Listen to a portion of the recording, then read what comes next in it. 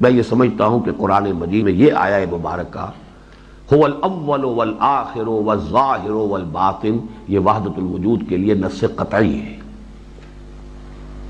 اب یہ میں پہلی مرتبہ ان اجتماعات میں اس طریقے سے اپنی آراء جو ہے جس پر مجھے اذعان ہے وہ پھر میں اذعان کے ساتھ بیان کر رہا ہوں۔ بہرحال میری سوچ کا آج کی تاریخ تک جو اس کا حاصل ہے وہ میں آپ کے سامنے بہت کلیئر ورڈز میں رکھ رہا ہوں کہ میں اسے نص قطعی سمجھتا ہوں اس بات پر کہ یہ وحدت الوجود کے وجود ایک ہی ہے۔ معلوم یہ ہوا کہ اب یہ معین کیجئے وہ مضاف الیہ کیا ہے ان کا۔ یہ چاہ رہے ہیں، تقاضا کر رہا ہے، الفاظ تقاضا کر رہے ہیں مضاف الیہ ڈھونڈو۔ مضاف الیہ اس کا یہ سلسلہ کون و مکان، دس کریشن، یہ کائنات، اس کائنات کا اول بھی اللہ ہے، اس کا آخر بھی اللہ ہے، اس کا ظاہر بھی اللہ ہے، اس کا باطن بھی اللہ ہے۔ تو وہی وہ ہے اور ہے کیا؟ تو وہی وہ ہے اور ہے کیا؟ اولہ اللہ، آخرہ اللہ، باطنہ اللہ، ظاہرہ اللہ۔ آخر کوئی بات تھی نا، غالباً یہ تو حضرت جنید کا قول ہے، لیس فی جبتی الا اللہ، میرے جبے میں اللہ کے سوا کچھ نہیں، میرے جبے میں اللہ کے سوا کچھ نہیں، اللہ ہی اللہ ہے ہی اللہ۔ میں تو ایک نقش ہوں، نقش برآب۔ ماہیت وجود کے اعتبار سے تو اللہ ہی اللہ ہے، ہم کہاں ہیں؟ ماہیت وجود کے اعتبار سے تو اللہ ہی اللہ ہے، ہم کہاں ہیں؟ یہ ہے تمثیل اس آیت کے لیے بہترین کہ یہ کائنات جو ہے در حقیقت مثال کے طور پر بس صرف یہ کہ اب اس میں ہمارا خیال وہ بس ہے اور نہیں بھی ہے، لیکن اللہ کا خیال اتنا پکا ہے کہ وہ ہے۔ اس نے یہ ٹھوس کائنات کی شکل اختیار کی ہے، اس نے یہ ٹھوس کائنات کی شکل اختیار کی ہے، اس نے یہ ٹھوس کائنات کی شکل اختیار کی ہے۔ اس کے سوا اس آیت کی کوئی اور تعبیر ممکن نہیں۔ کائنات میں جتنے کفر گزرے، یاد کیجئے گا میرے اس جملے کو، اہل حدیث کا ادنا سا خادم، اہل حدیث کا ادنا سا طالب علم ہوں، جتنے کفر کائنات میں گزرے ہیں وحدت الوجود کے عقیدے کے مقابلے پہ ہر کفر چھوٹا ہے، یہ کفر سب سے بڑا ہے۔ ارے یہ کفر کا عقیدہ، اس کو زمین و آسمان برداشت نہیں کر سکتے۔ تکاد السماوات یتفطرن من وتنشق الارض وتخر الجبال هدا ان دعوا للرحمن ولدا۔ کافروں نے، یہود و نصارا نے اللہ کا صرف بیٹا بنایا تھا، ایک ہستی کو، ایک ذات کو، ایک شخصیت کو اللہ کے وجود کا حصہ مانا تھا۔ اس پر قرآن نازل ہو گیا تھا کہ آسمان ٹوٹ جائے، زمین پھٹ جائے، پہاڑ ریزہ ریزہ ہو جائے، کس جرم میں؟ ان دعوا للرحمن ولدا، ان ظالموں نے اللہ کے لیے بیٹا پکڑ لیا۔ اور جب کفر کا یہ انداز ہو کہ کائنات میں جو ہے وہ اللہ ہے، اللہ کی مختلف صورتیں ہیں، وجود حقیقی اللہ ہے، تو اس سے بڑا کفر اور کیا ہوگا کہ کائنات میں لا موجود الا اللہ، اللہ کے علاوہ کوئی چیز موجود نہیں ہے۔ شراب کے مٹکے کو کیا کہو گے؟ کتے اور خنزیر کو کیا کہو گے؟ فاحشہ عورت کو کیا کہو گے؟ زانیہ کو کیا کہو گے؟ سینما گھر کو کیا کہو گے؟ میخ خانے کو کیا کہو گے؟ گندگی کے کچرے کے ڈھیر کو کیا کہو گے؟ نعوذ باللہ ثم نعوذ باللہ۔ اور رب کے قرآن سے پوچھے، اللہ کیا اس کائنات میں صرف تیرا ہی وجود ہے؟ تیرے علاوہ کوئی اور وجود نہیں ہے؟ مالک فرماتا ہے وَجَعَلُوا لَهُ مِنْ عِبَادِهِ جُزْءًا، ان ظالموں نے اللہ کے بندوں کو اللہ کا ٹکڑا بنا لیا، اللہ کے بندوں کو اللہ کے بندوں میں سے اللہ کا ٹکڑا بنا لیا۔ بندہ اور چیز ہے، اللہ اور چیز ہے۔ ان الانسان لکفور مبین، انسان کھلم کھلا ناشکرا ہے۔ اللہ کے بندوں میں سے اللہ کا جز بنایا۔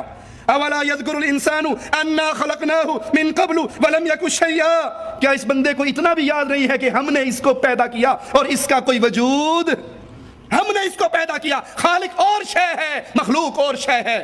انہی آیات میں غور کرنے سے واضح ہوتا ہے کہ مخلوق اللہ کے وجود میں متحد نہیں ہے بلکہ بالکل جدا ہے۔ انسان اللہ کے وجود سے الگ وجود، یہ انسان ہے، یہ مالک کا بندہ ہے، وہ رازق ہے، یہ مرزوق ہے، وہ خالق ہے، یہ مخلوق ہے، یہ عابد ہے، وہ معبود ہے۔ ان میں فرق ہے، اس فرق کو نہ مٹائیے، خالق اور مخلوق کے فرق کو نہ مٹائیے۔ اللہ کی قسم، جرم کے اندر یہ جرم سب سے بڑا جرم ہے۔ اور محمد کریم صلی اللہ علیہ وسلم بات بات پر اس فرق کو یاد کرایا کرتے تھے۔ اللہ کے رسول صلی اللہ علیہ وسلم نماز پڑھ رہے، آپ کے پاؤں مبارک سوج گئے۔ سیدہ عائشہ نے کہا، اے اللہ کے نبی علیہ الصلوۃ والسلام، آپ تو معصوم عن الخطا ہیں، اگلے پچھلے معاف ہیں، آپ اپنی جان پہ اتنی مشقت کیوں کرتے ہیں؟ تو اللہ کے نبی صلی اللہ علیہ وسلم نے کیا فرمایا، عائشہ کیا میں اس اللہ کا شکر گزار بندہ نہ بنوں جس نے میرے اوپر اتنے انعامات کیے ہیں؟ میں اس کا شکر گزار بندہ نہ بنوں؟ اگر یہ وجود ایک ہی وجود تھا تو اللہ کے نبی کس کی عبادت کرتے تھے؟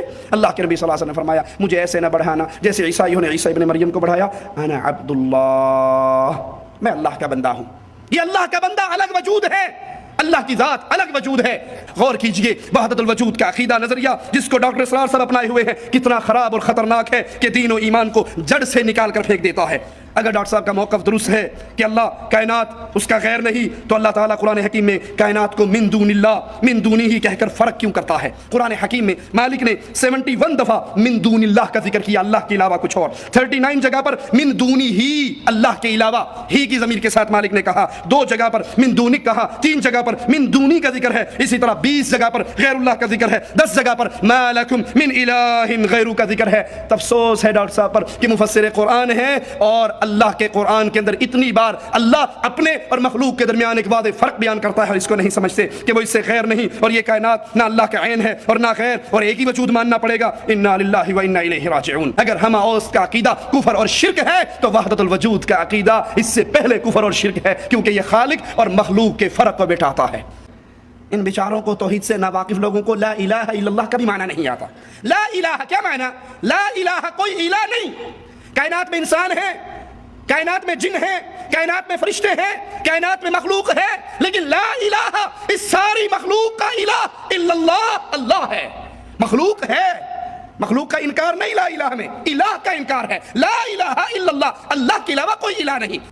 شیعت آپ کا ساتھ دے ڈاکٹر صاحب دے، صوفیت آپ کا ساتھ دے ان کو مبارک ہو، تبلیغیت آپ کا ساتھ دے انہیں مبارک ہو، سلفیت کا جب تک آخری بچہ اس دھرتی پہ زندہ رہے گا وہ وحدت الوجود کے عقیدے کو ایمان نہیں مان سکتا۔ ہم کیوں اس کے انکاری ہیں؟ اس لیے یہ قرآن سے ٹکراتا ہے، یہ انبیاء کی دعوت سے ٹکراتا ہے، ارے یہ اللہ کی کائنات کی تخلیق سے ٹکراتا ہے۔ ہر چیز جب اللہ ہوئی تو جنت اور جہنم کس لیے؟ جنت میں کون جائے گا، جہنم میں کون جائے گا؟ سلفیت اس سے ٹکرائے گی، وہی مطالبہ کرے گی جو امام مالک نے کیا تھا۔ مجھ سے فتویٰ لینا چاہتے ہو محمد کریم کی ایک حدیث لے آؤ، اللہ کی قرآن کی ایک آیت لے آؤ، اور جب تک تمہارا دامن قرآن اور حدیث کے دلائل سے خالی رہے گا ہم کفر کے عقیدوں کو اسلام کا چولا پہنانے کی سازش کو کامیاب نہیں ہونے دیں گے۔ ڈاکٹر شمس الدین سلفی رحمہ اللہ فرماتے ہیں لا موجود الا اللہ کا نظریہ اور عقیدہ باطل اس لیے ہے کہ یہ صریح ہے اس بات پر کہ آسمان اور زمین اور جو کچھ اس میں ہے، یعنی یہ بڑے بڑے پہاڑ، درخت، پتھر، سمندر، نہریں، چاند، سورج، تارے، بلکہ یہ چوپائے، کتے، بندر، خنزیر، شراب، آلات موسیقی وغیرہ، یہ سب بعین ہی اللہ ہیں۔ نعوذ باللہ ثم نعوذ باللہ۔ اسی وحدت الوجود کے کفر کو بنیاد بنا کر اللہ کی وہ توہین رب محمد کی قسم کائنات میں کوئی نہیں کر سکا جو صوفیوں نے کی ہے۔